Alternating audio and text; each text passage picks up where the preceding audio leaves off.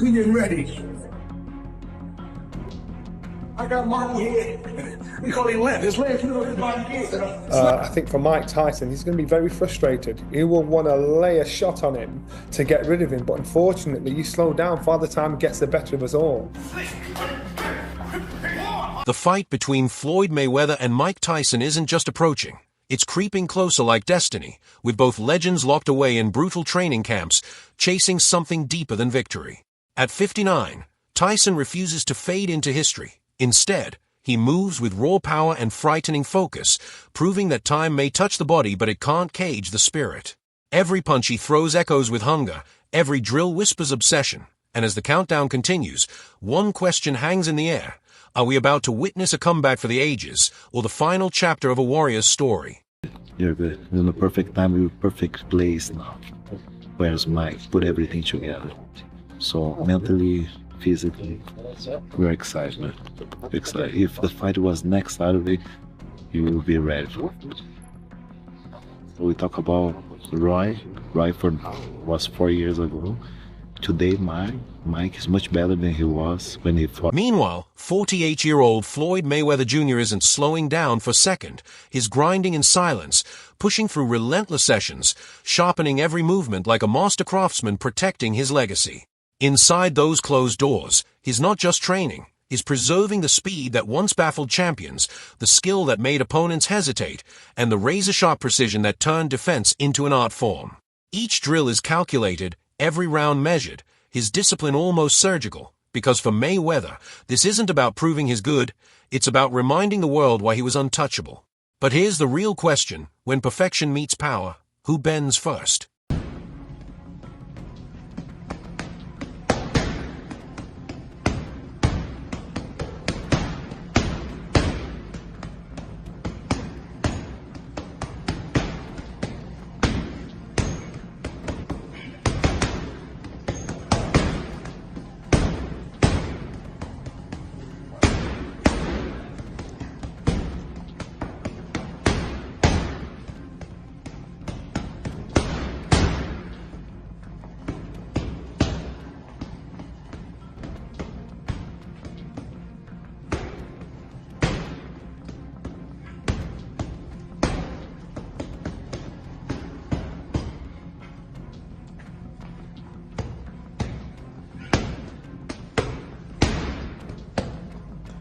Rafael Cordero, Mike Tyson's trainer, watches closely and says what many can't believe. At 59, Tyson isn't surviving camp, he's dominating it. He's sharp, dangerously sharp, moving through punishing rounds of sparring and grueling routines like a man chasing unfinished business. The sweat, the strain, the brutal repetition, none of it breaks him. Instead, it fuels him. There's power in every combination, focus in every breath, and a quiet intensity that feels almost unsettling. And if this is what 59 looks like, then maybe the real storm hasn't even begun yet. Mike's just different. I've worked with some very exceptional athletes throughout my life, and they're all remarkable in their own way, but Mike's just a whole different animal. What we doing? We'll do one more set. Get 12 reps. It's the heaviest we've gone on this. So just focus on perfect form for 12 reps. 233 today, contact for 230. 12 is all we need. I'm over there 225, 228 up. Lean mean. Big Lean chest. mean. 1, there we go. 2, 3, 4, good work. 8, 4 more. 9, 10, 2 more, Mike. 11, and 12. On the other side of the storm, Floyd Mayweather Jr. has stepped back into the grind for the Mike Tyson showdown, cracking the pads with that familiar snap and flashing the kind of speed that once made champions look frozen in time. The rhythm is still there, The reflex is still sharp, and every combination feels like a reminder that muscle memory doesn't forget greatness. But as the hype grows louder and the anticipation spreads, so does the criticism. Wade Plemons questions the spectacle, saying it's painful to watch legends step into the ring at this stage just for a paycheck, calling it nothing more than a blatant money grab. And that's where the real tension begins. Is this about legacy, pride, and unfinished business, or is it simply about the numbers on a contract?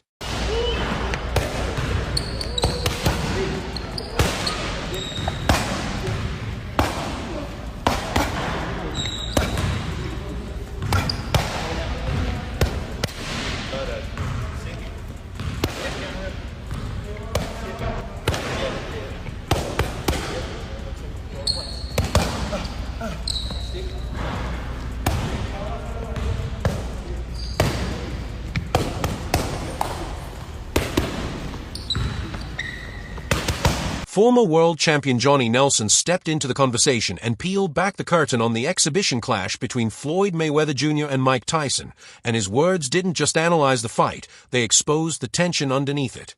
He pointed to the obvious yet dangerous reality, the massive gap in size, the razor contrast in speed, two completely different physical worlds colliding in one ring.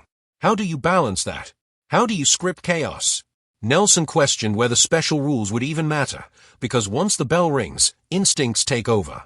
He openly doubted that any carefully drafted guidelines would truly be followed, stressing that Mayweather has never been the kind of fighter to stick to someone else's script, and Tyson is even less predictable. And that's the unsettling truth. When two legends with pride on the line step inside those ropes, do rules control them, or does raw instinct rewrite everything? Exhibition ending thing, right? Where they both get their hands raised, no one gets touched with any sort of violence or anything, and we leave going, yeah, that was super embarrassing. I just either wasted my money or wasted my time. But hey, good for Mike and Floyd that they got paid. You know what I mean? Like, they're asking us to watch a boxing match. We're going to go watch some sort of attempt to perform, but it won't be anything close to what we want. So yeah, man, I just think it's sad. I think it's embarrassing for Floyd mainly that he needs to keep doing this, and maybe a little bit for Mike. I feel more bad for Mike than anything. I feel a little bit more embarrassed for Floyd after flexing all that money for years and years to have to come back, and the tax man needs his 20 mil and the debt collectors need their 50 mil, and now he's in a lawsuit with Showtime because it's clearly becoming a financial issue with Floyd. That's an embarrassing thing for him, but maybe the same with Mike. It's just more sad. Like, you look at Mike like, damn, dude, this is what we have to do. He described this event as something far more personal than a routine exhibition, pointing to the history simmering between them and the cold, almost tense interactions he's witnessed over the years. This isn't friendly sparring for the cameras. There's pride buried in it. Nelson also circled back to the age factor, reminding everyone that Tyson has already stepped in with much younger names like Jake Paul, yet fighting at an elite level long after your athletic prime comes with invisible costs. Reflexes slow, recovery changes, timing shifts, and in a ring, even a second can rewrite destiny. According to him, it's this volatile mix of age, experience, ego, and raw competitive fire that makes the entire spectacle dangerously unpredictable. Because when legacy is on the line, when personal history lingers in every stare, and when two elite minds try to outthink each other under bright lights, this stops being just a fight. It becomes a moment where pride could explode without warning. And maybe that's the real reason the world can't look away. This is an argument that's going to be held out in public. How's this going to work, though? Because there's such a big disparity in size. As you said, there's going to be a huge difference in speed as well. Are there going to have to be some special rules in place for this fight? Well, if there are rules, nobody's going to stick to them. I don't believe in a million years Floyd Mayweather is going to stick to any script that's been written in regards to this exhibition. And I don't think Mike will either. I don't think, if there's anything scripted, allegedly, they said with Mike and Jake Paul, I don't think whatever's written down, there's going to be anybody sticking to the rules, because this is beyond what we see on TV. This is beyond this is personal. These two guys worked together previously, and many observers, including voices like Wade Plemons, believe the story behind Floyd Mayweather Jr.'s exhibition with Mike Tyson isn't just about gloves and glory. It's about something far heavier. They point to the storm brewing outside the ring, a massive lawsuit filed in California against Showtime Networks Incorporated and its former sports president Steven Espinosa, where Mayweather claims a long-running financial scheme quietly drained a fortune from his career. In the filing, he alleges that nearly $340 million from mega fights against Manny Pacquiao and Conor McGregor was funneled into accounts beyond his control, buried under confusing paperwork and records he couldn't even access. The lawsuit accuses them of breach of fiduciary duty, fraud, and unjust enrichment, demanding the return of what he says was taken, plus punitive damages. And now, as he continues stepping into flashy, high-profile exhibitions, critics connect the dots. They argue this isn't just about legacy anymore, it's about leverage, recovery, survival.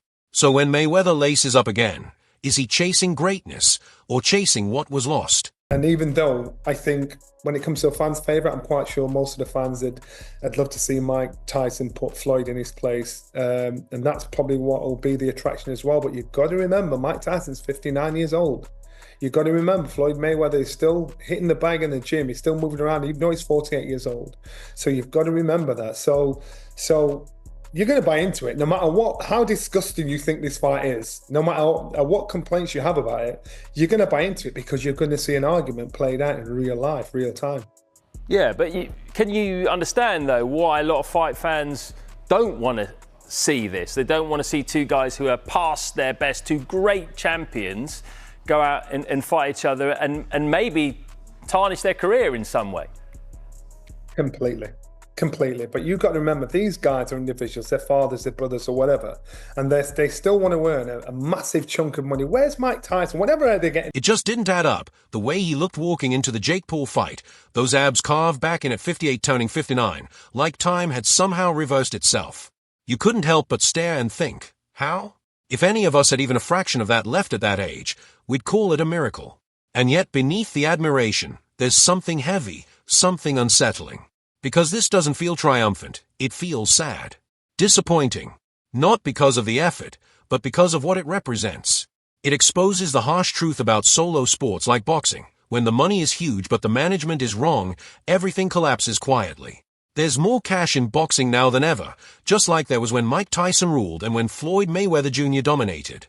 But without the right circle, without people you can truly trust, the business can turn ugly fast. We've heard stories about Don King and what happened to Tyson, and now Floyd is pointing fingers at Showtime and Al Heyman, claiming something similar. Whether that holds up in court, time will decide. But if the people around you are mishandling or even stealing what you earned with blood and sacrifice, then the real fight was never in the ring. It was always behind the scenes. No sense. It made no sense how he looked coming up to the Jake Paul fight. He had abs again, which was crazy at 58, turning 59, man. If I have a portion of that still left at that age, then fair play to him. But yeah, man, this is sad. I don't have really any other words other than just this is disappointing. It speaks to the real problem in single athlete sports and really all sports. If you're mismanaging your money, and listen, there's a lot of money in boxing right now. And there was a lot of money in boxing when Mike Tyson was great, and there was a lot of money in boxing when Floyd was great. But if you don't have the right people around you, if you have people you can't trust, and it shows how scummy this business has been for a very long time. The Don King robbery of Mike Tyson. Apparently, allegedly, Floyd is saying Showtime and Al Heyman have done the same to him. We'll see how true that is. But if you're out here mismanaging your money, or people are mismanaging and stealing your money. Meanwhile, there's another side to the story, a perspective that sees these exhibition fights with veteran athletes in a more understanding light. From this angle, there's no shame in chasing financial opportunities later in life, especially when the fighters have poured decades of blood, sweat, and sacrifice into the sport and earned every right to benefit from it. Through this lens, the upcoming clash between legends like Mike Tyson and Floyd Mayweather Jr. isn't desperation. It's a calculated, practical way to secure substantial rewards, even years after their prime. Analysts stress that longevity in sports comes with its own hurdles. The body slows, recovery takes longer, and financial security becomes just as important as training. So perhaps what some see as spectacle or vanity is really about survival, strategy, and the hard-earned right to capitalize on a lifetime of greatness. Let them get their money. They're going to make a lot of money. Mike Tyson makes the money to give to his kids. Floyd makes the money to show us, right? Let them make their money. Why not? It's the exhibition style. They got history. They don't like each other. They are two of the biggest imposing figures in boxing history. Mike Tyson, Floyd Mayweather, and Muhammad Ali. Right? So they gonna make a lot of money. A lot of people gonna tune in and they gonna watch it. They don't like each other. So even though it's an exhibition style, you best believe it's not gonna count against their actual record, but it's a real fight. And Mike Tyson is not gonna hold back no punches like he did with Jake Paul. And Floyd Mayweather ain't gonna hold back no punch. By stepping into high-profile exhibitions, fighters aren't just chasing headlines. They are turning fame, experience, and lasting skill into tangible opportunities, creating income while still connecting with the fans and the sport that shaped their lives. Seen this way, these fights become a testament to personal choice and savvy career management, a reminder that pursuing financial gain doesn't mean weakness or desperation. It can be a smart, intentional move. In the end, many view these clashes not as mere spectacle, but as a celebration of enduring talent, a way to honor a lifetime of dedication while facing the real, unavoidable truths that come with aging in a sport that never stops evolving. Against Mike Tyson, you could believe that. This is going to be a real fight. Once it's exhibition style, so it won't count against their box rec, and it's not sanctioned by a commission or any of that or that, but you best believe they're going to want to. So they're going to make a lot of money, and it's going to be entertaining because they don't like each other. There's bad blood. They're going to let them fly. And neither one of them wants to go home saying they lost to the other one. Mike Tyson has been, making passes at trying to, he wanted to hit Floyd at the WBC convention. Remember that famous epic moment where he walks up past Floyd and he's receiving his belt and he just flinches at Floyd, and Floyd don't budge. You're just looking at him, right? Mike Tyson always say he a scared little man walking around with all the security. They don't like each other. It's bad blood. Joe Rogan weighed in on the upcoming exhibition between Mike Tyson and Floyd Mayweather Jr., and his take painted a picture that's as intense as it is unusual. He pointed out the tension simmering between the two legends. This isn't a friendly sparring session. Both are likely to come out swinging, each looking for that decisive moment to assert dominance. He called the matchup weird, noting that the driving force behind it seems less about legacy or sport and more about the paycheck waiting at the end. At this point in their careers, Rogan suggested, it reads as a high-stakes money grab, a spectacle where rivalry, strategy, and sheer entertainment collide. And yet, that very mix of unpredictability and raw intent is what keeps the world glued, watching to see if legends can still rewrite the rules in the ring. It's kind of, it's weird. I don't want Jake to assume they're not. It's not like a real scrap.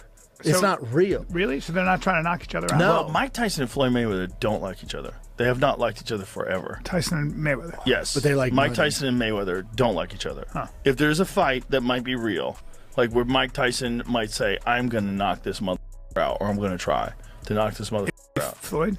They wouldn't fight. Yeah, because if you look at like the Jake Paul fight, no fighting. disrespect, and if you look at the Roy Jones fight, no disrespect. Yeah. They look like they were sparring. Yeah. Right? It looked like there was agreements made. Yeah. He's still in shape. He's Yeah. still They're fit. both old as Old as This is the boxing. How old is Mayweather? 67. Dude, Bernard 49? Hopkins was 49. still at the best in the world at 50. Yep. I mean, that's Yep. incredible. That doesn't mean shit though. do you mean? With this, because he was Kentucky's got- active fighting contenders. Yeah. Kentucky's You're got talking about Gomez retired on the guys. ground. You're talking about two retired guys. Yeah. Yeah. Fighting the that's exhibition. It's just weird. money grabs. It's just, so weird, Yeah, it is weird. It's money grabs. I don't like it, but it's fun. It's something to watch. I'll hate on it, but I'll tune in. Yeah, I'll tune in. It's but it's not really. Tony Jeff broke down the upcoming exhibition between Mike Tyson and Floyd Mayweather Jr., drawing a sharp contrast with Tyson's previous clash against Jake Paul. Back then, there was a cloud of doubt. Could Tyson still carry the power, still land a knockout at that stage?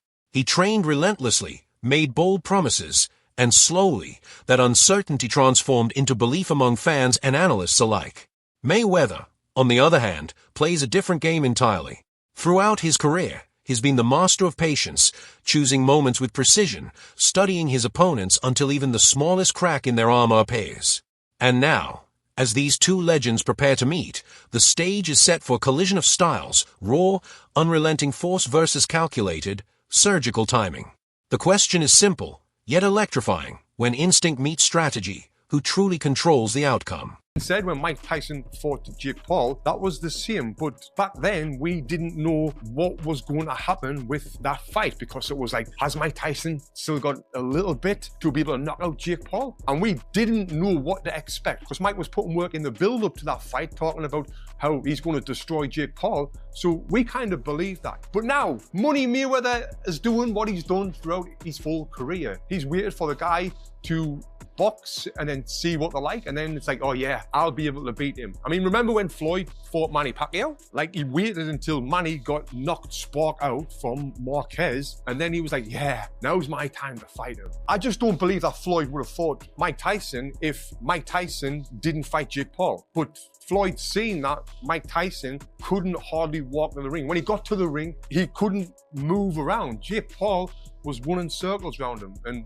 that being said, I'm a huge Mike Tyson fan, like huge, but we see what Floyd's doing here. He pointed to Mayweather's legendary patience, recalling how he waited to face Manny Pacquiao only after Pacquiao had suffered a major loss to Juan Manuel Marquez.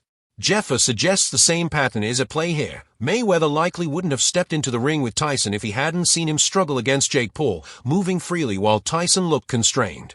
What's clear, he notes, is that the motivations for each fighter differ sharply. Tyson is driven by money, the thrill and reward of the moment, while Mayweather is executing a strategy he's perfected over decades, capitalizing on opportunities to earn millions with calculated precision.